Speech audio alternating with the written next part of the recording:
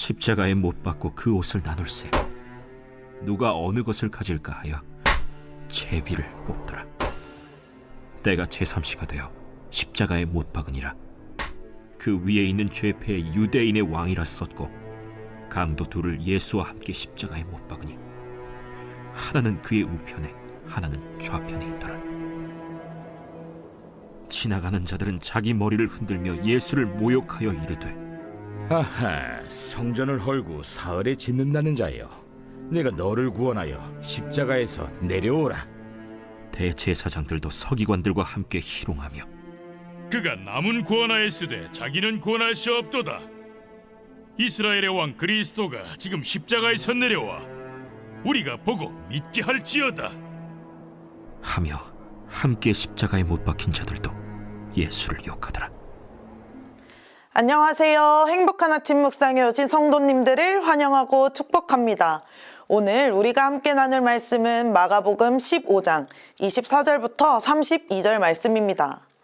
저는 모태신앙으로 기억이 안 날 때부터 자연스럽게 교회를 다니고 있었습니다. 그런데 그런 저에게 항상 기억에 남는 시즌이 있었습니다. 아이들이 선물을 받아 좋아하는 성탄절일까요? 물론 성탄절도 좋죠. 하지만 저는 부활절 시즌이 가장 기억에 남습니다. 그 이유는 눈물이 많은 저에게 언제나 눈물이 났던 시즌이기 때문입니다. 매년 돌아오는 부활절 시즌에 교회 학교 전도사님들이 꼭 보여줬던 영화가 있습니다. 바로 패션 오브 크라이스트입니다. 우리 성도님들도 보신 적이 있으실 것입니다. 저는 영화 중에 예수님이 십자가에 못 박히시는 장면, 그리고 사람들이 예수님을 모욕하는 장면을 볼 때면 한 번, 두 번, 그리고 여러 번을 보아도 언제나 그렁그렁하며 눈물을 흘리기도 했습니다. 정말 그때는 영화를 볼 때 어린 마음과 어린 생각으로 예수님이 졌다라며 속상해했던 적도 있습니다. 하나님의 아들이신데 왜 당하기만 하셨을까? 정말 저 사람들에게 지신 걸까라는 생각이 들었었습니다. 이처럼 인간의 눈으로만 예수님의 모습을 보면 비참한 패배자라고 생각할 수 있습니다. 오늘 말씀을 통해 함께 패배자가 아닌 승리의 십자가를 지신 예수님을 알아보길 소망합니다. 유대 제사장들은 모든 게 다 본인들의 뜻대로 되었다라는 생각이 들었을 것입니다. 본인들을 비판했던 예수님을 우리가 이기고 예수님을 십자가에 못 박게 되었다 생각했을 것입니다. 사실 십자가형은 주로 로마가 식민지의 반역자나 노예들을 처형할 때 사용하는 형벌이었습니다. 그리고 십자가형은 인간이 발명한 처형 중에서 가장 잔인하고 고통스러운 형벌이라고 합니다. 십자가형은 매달린 사람의 체중을 떠받는 발판을 십자가의 기둥에 박은 뒤 몸을 일으켜 수직으로 세워 십자가의 기둥에 그 횡목을 끼고 기둥에 박은 발판 위에 그의 발을 대고 못을 박습니다. 체중으로 인해 팔이 늘어지고 온몸이 밑으로 축 처집니다. 팔이 늘어나다 결국 양쪽 어깨가 탈골되고 이를 시작으로 온몸의 다른 관절들도 시간이 지나면서 서서히 어그러지게 됩니다. 고정된 양팔이 가슴을 압박하여 폐와 횡격막이 강제로 숨을 들이쉬는 상태가 된 것입니다. 그렇기 때문에 인간의 생존 본능상 몸을 올려서 숨을 내쉬려고 하게 됩니다. 하지만 몸을 올리려면 못 박힌 손목과 발목에 힘을 줘서 몸을 들려고 하니 상상을 초월하는 고통을 받게 되는 것이지요. 그렇다고 해서 힘을 빼버리면 또다시 숨을 못 쉬는 상태로 돌아오게 됩니다. 결국 이 과정을 목숨이 끊어질 때까지 반복해야 하는 것입니다. 그렇게 반복하다가 지치면 숨을 쉴 수 없게 됩니다. 24절과 25절 말씀에 십자가에 못 박고 그 옷을 나눌세 누가 어느 것을 가질까 하여 제비를 뽑더라. 때가 제3시가 되어 십자가에 못 박으니라. 아멘. 사람들에게 모욕을 당하고 십자가에 못 박힌 예수님의 모습을 보며 유대 제사장들은 내가 예수를 이겼다라고 생각하며 통쾌했을 것 같습니다. 하지만 오늘 말씀에 보면 그들에게 졌기 때문에 예수님이 십자가에 매달리신 것이 아니라 하나님의 구원 계획이었기 때문에 십자가에 달리셨다는 사실을 알 수 있습니다. 시편 22편 말씀에 보면 내가 내 모든 뼈를 셀 수 있나이다. 그들이 나를 주목하여 보고 내 겉옷을 나누며 속옷을 제비 뽑나이다. 아멘. 예수님이 군병들에게 옷을 빼앗기신 것이 사실은 하나님의 구원 계획 속의 하나였던 것입니다. 하나님께서는 예수님께서 십자가에 달리실 때 좌우편에 광도들이 있다는 것까지도 하나님의 계획하심이었다는 것입니다. 예수님도 위대하신 하나님의 구원 계획을 알고 하나님의 말씀을 성취하시기 위해 십자가의 고통과 치욕을 담담히 받아들이셨습니다.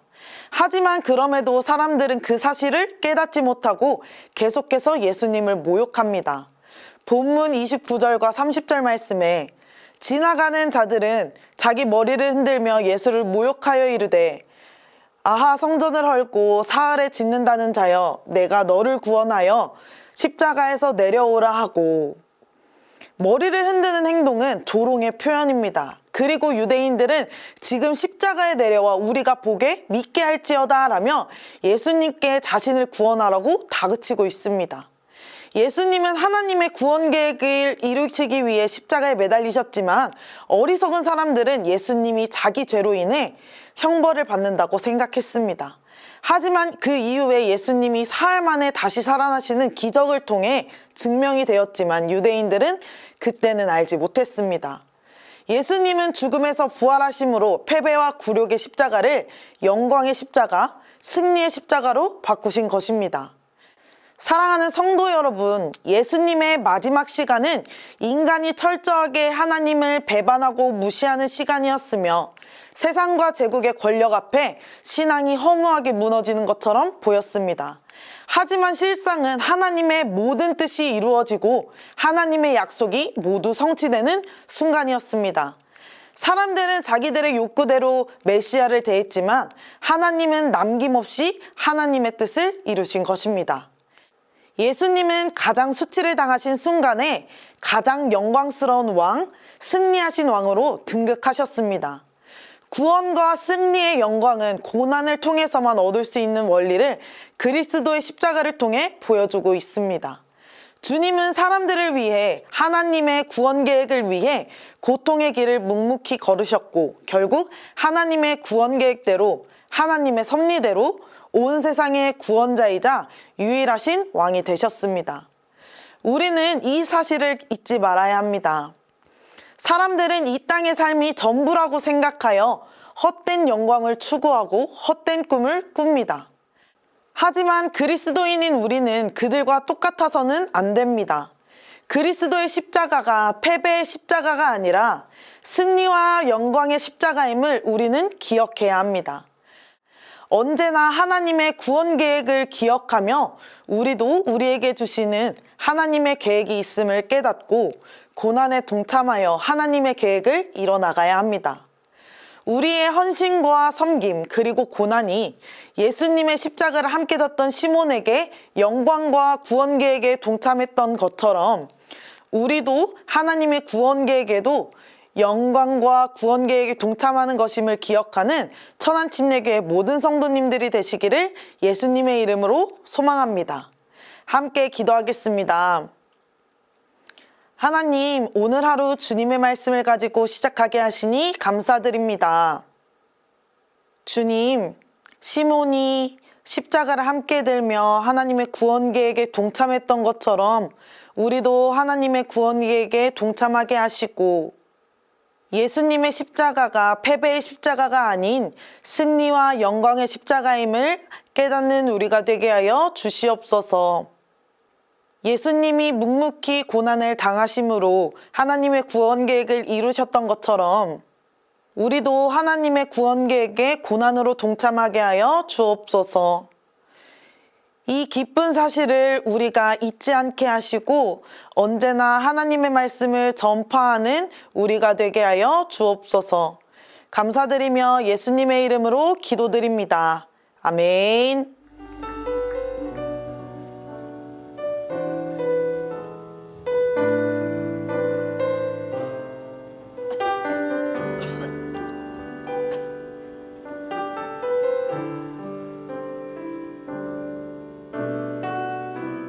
십자가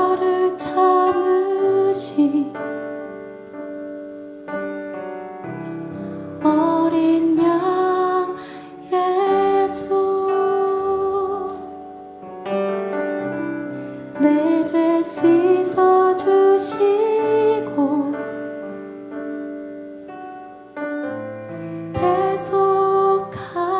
대속하셨네. 어둠을 물리치시 세상의 빛 예수 영광의 빛 비추사 자유케 하시네.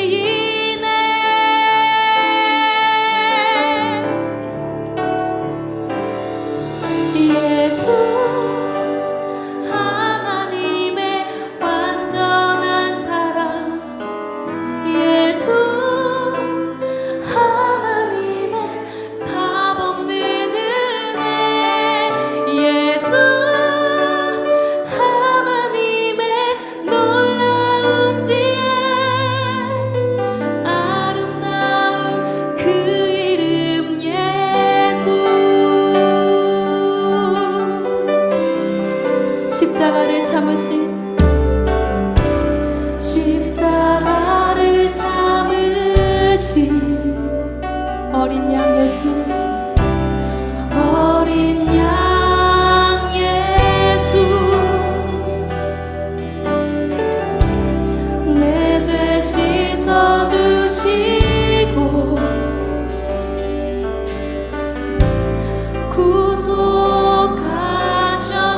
구속하셨네.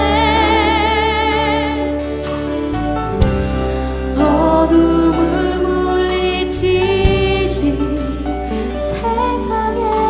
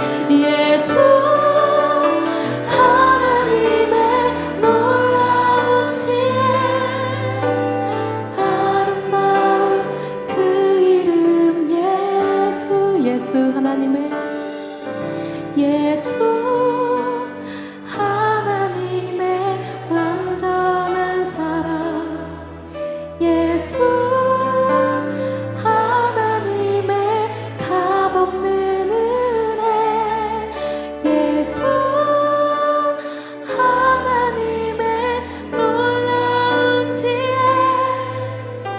아름다운 그 이름 예수 아름다운 그 이름